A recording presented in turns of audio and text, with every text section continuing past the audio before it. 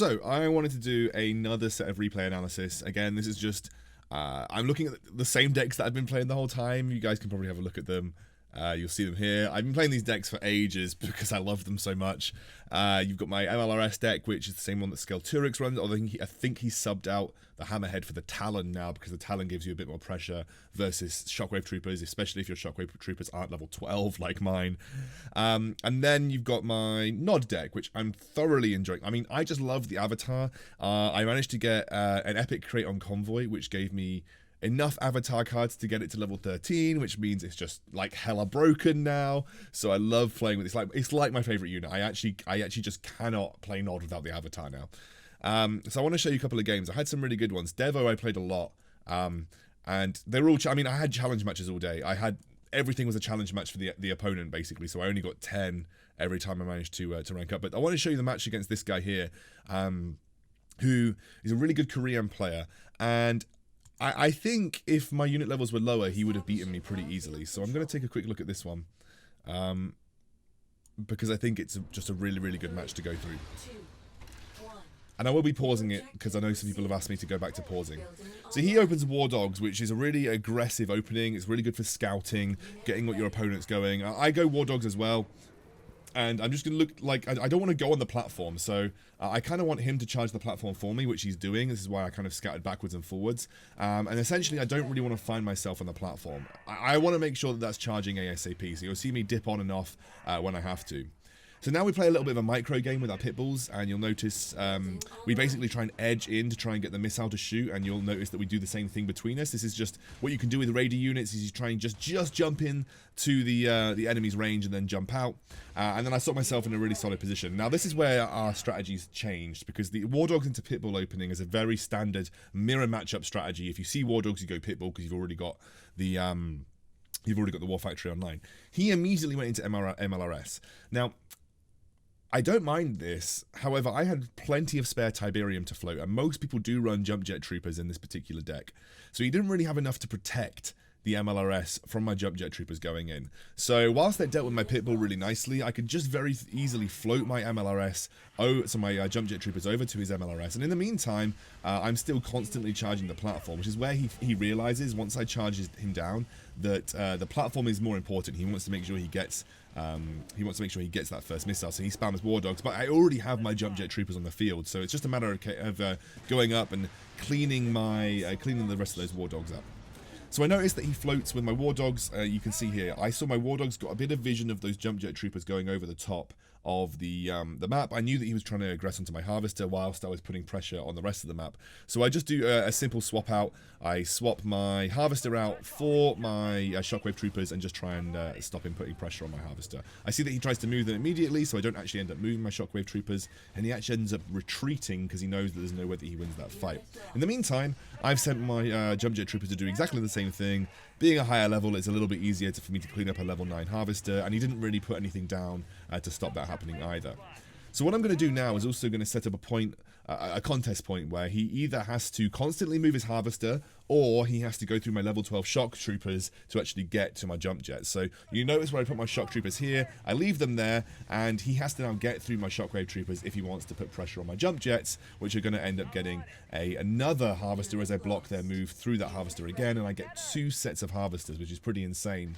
And again, he couldn't really get through my level 12 Shockwaves that I'd set up there, and now I start to move everything into more aggressive position.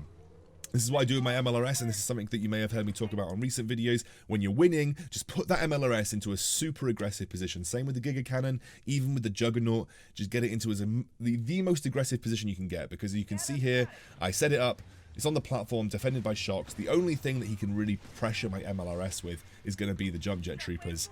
And now that it's on the field, it's going to start to clean up things like War Dogs pretty quickly.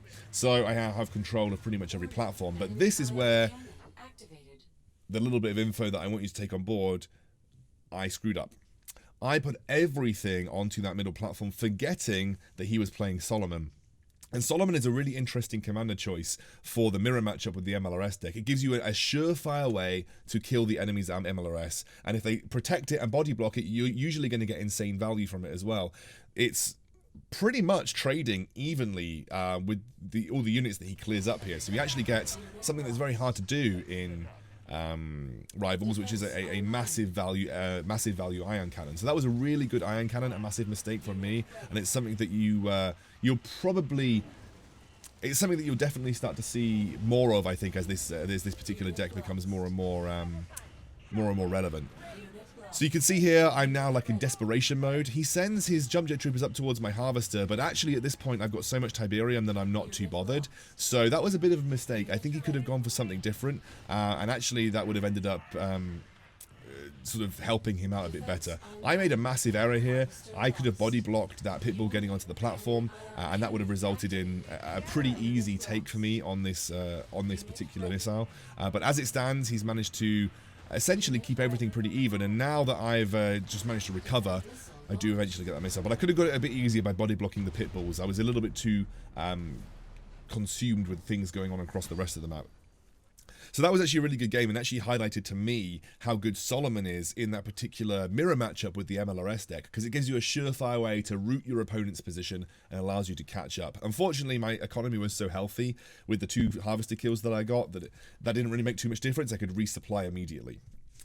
Gonna have a look at another game that happened, and it's versus Devo, this guy here. I played him a few times today. I think 5 times in total, maybe more than that. I played him 5 times in total today, and his unit levels aren't too far away from mine, although I do have the level 13 avatar now, which gives me a massive advantage. But he's gone for a tech deck. I've gone for a mid-range with a tech splash, but this is probably equal to the cost of this and this put together, so the avatar is a very expensive unit. But everything across the board is moderately even. I do come at a massive advantage because he's running the Rifleman and running no shockwaves, so my flames are going to be pretty much uncontested in the infantry side of things. So going into this, I already had an advantage, and I had played him a few times, so I knew exactly how he started. And this is something that I do recommend to you. If you play the same guy over and over again, try and vary up the way that you start. Because Devo didn't vary the way that he started. So I initially used to go laser troopers versus him because I wasn't sure if he'd be running war dogs. However, I found very quickly that he went for riflemen, so I started to go for the flame troopers. So what you're going to see Devo do here is essentially just go double harvester early on, and I did not catch the double harvester. Actually, that was just out of the range. This is something that's really important to note. Flame troopers do not have the same vision range that infantry do, the riflemen. So if it was riflemen or war dogs there, I would have seen the double harvester. However, I went for flame troopers, which is 2 tile radius, so they can only see just in front of his harvester there. So he went for a very early double harvester. Not that I really had anything in my deck to punish this, but the fact that he was so quiet early on did give me the idea that potentially we were seeing a double harvester come out of him, and that's why I decided to go for a double harvester myself. Little trick: if you're playing double harvester, it's often better to keep both of your harvesters on the same Tiberium fields, because it's a little bit easier to defend should they try and throw anything at you. If you split them up, it's easier for your opponent to split their attacking forces beyond 2 of them, and that will give them the ability to essentially attack you on 2 fronts. And if you can't defend one of them, you're going to lose 100 Tiberium to your opponent, or they'll just gain a free 100 Tiberium. So with my flame troopers here, it meant that I was essentially in a position where I was controlling the majority of the platforms. Now, I saw him go jump jets. I was expecting him to send those jump jets up towards my harvesters. However, he didn't. He was just using them to contest a platform. So I ended up building another set of flame troopers, as I assumed the majority of his aggression was going to be through infantry. I do want to clear up this missile squad. As you can see, the missile squad was pretty important for me to get rid of. So I do, and then I get them back onto the point to start charging. This is where the proverbial hit the fan. I don't want to say it because I was bleeping it out. And he went for a Wolverine here. Now, I went for a stealth tank, which is a bit odd because I've got Scorpion in my deck. Probably could have gone for a Scorpion, but I was hoping my level 12 stealth tank would be enough to burst this Wolverine out. And it's a good test for me to see that a level 12 stealth tank can't actually one-shot a Scorpion, as you can see. Very close to one-shotting a Scorpion, but couldn't actually fully one-shot the Scorpion. Now, you might wonder why I'm leaving it on the pad. I'm leaving it on the pad to make sure that I don't give up too much charge to him, because it feels like this is going to be a massive contest for this charge, as you can see. So another Scorpion comes out. And again, here we go with the Predator. And what you're going to see me do here with the Predator is something called stacking, and it's a micro move that you can do. Alicia Destiny is probably the best person in the game that does stacking. And you're going to notice that I'm going to move my Predator tank through my jump jets to make it a little bit more difficult for his jump jet troopers to actually kill my Predator. And as soon as the space opens up, he can obviously get in there, and I might as well just leave it there, because again, I'm just really concerned about contesting the point here. The contesting the point is the most important part of this particular engagement. And you're going to notice that it's essentially Jump Jets Wolverines versus Flame Scorpions over and over again. And I'm going to try and once more just keep it the micro out as much as I can. Scorpion gets boosted up again, and I have to deal with it once more. I'm going to boost up my my Scorpion tank that I don't really need to micro because there's nothing really threatening it.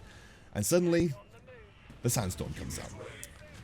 I don't really have a great answer to the Sandstorm. The Scorpion is okay, but it's not going to last very long in this situation, so I'm just barely holding on to this missile. I'm hoping that the stealth tank is enough to burst it out, which it is, but that's not going to last long versus a set of jump jet troopers. We're back to square one, where we've got a really powerful combo that I haven't really got the potential to deal with. And again, I start trying to micro and stack my Scorpion tank, which is enough to get the Wolverine down, but here comes another Wolverine as I've just built my Flame Troopers, and it's this dance between Flame Troopers and Wolverines and Scorpion tanks, and sometimes the Sandstorm when it comes out of nowhere. And we're also both just boosting those units whenever we can. I do get the Scorpion kill here as the Sandstorm comes back out, but the Sandstorm is so good at cleaning up Scorpion tanks and splitting that damage between multiple targets, and the Sandstorm Wolverine combo is something that's very difficult for me to deal with. I boost in again, because I know that I'm going to end up losing here if I don't. I boost in, and that should give me enough pressure versus the Wolverine, which it does, but here comes another Sandstorm that's boosted, and this is really difficult for me to deal with. But I had bought enough time with my double harvester by buying the cheaper units to get onto the Avatar, and the Avatar is really powerful. The Sandstorms are not going to shred through it as quickly as it can shred through them, and that secures me the first missile. But what a dance for the first missile it was. I do like the fact that he went for the Talon here, because that is essentially something that my Avatar can't kill. But you can see here I just run my Avatar directly at his harvesters, and he's burnt through pretty much all of his Tiberium. Like almost all of his Tiberium has been burnt through at this point, because the early double harvester and the fact that he split his harvesters across pads, he actually limited his Tiberium income for a very long time, whereas I actually kept mine flowing, which you can see I've only just lost one of my harvesters. And then it's just a matter of running my level 13 avatars versus a guy who's probably got no Tiberium left and ended up killing his base. But that was a really insane match, and I thought I was like so close to losing that first missile. I don't know if I would have lost the game. I don't think I would have done, because he spent so much Tiberium to get that first missile from me. And it also shows you, if you've got those common or even just the infantry units from the War Factory and the War Factory and the barracks, the Hand of Nod, that if you've got even levels, you can actually contest with those kind of units versus tech units really, really well. And we managed to keep that first missile alive for so long that I bought enough time to get my Avatar out, which is another stalling tactic when you've got a double harvester deck. It's a little bit less good versus someone who's running a heavy tech deck like that, but irrespective of that, I still had bought enough time to get 220 Tiberium to float onto an Avatar, which was really huge. Okay, that was awesome. I am going to see you guys later. I really enjoyed just breaking down some of my matches from today's bounties, and I thought I had some really good games today. I had 10 wins out of 10, which is awesome. I'll see you soon.